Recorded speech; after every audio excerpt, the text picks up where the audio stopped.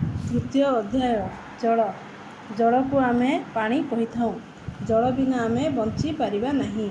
आमको शोष लगिले आमे पानी पीऊँ और जीवन रक्षा करिथाऊ।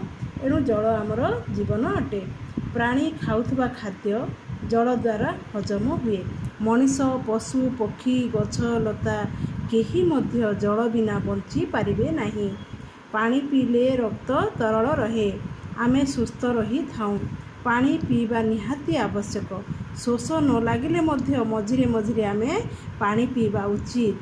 खरा दिने बहुत शोष लगे, ठंडा जिनिस खाइबा को इच्छा हुए। तेणु खरा दिने आमे लस्सी सरबत ठंडा पानीय पइड बेलपणा पीथाऊँ। तरभुज काकुड़ी मध्य खाइथाऊँ। काकुड़ी तरभुज पइडरू आमे जलीय अंश बेसी परिमाण रे पाइथाऊँ। आखु रस पणा मध्य पीथाऊँ। धन्यवाद।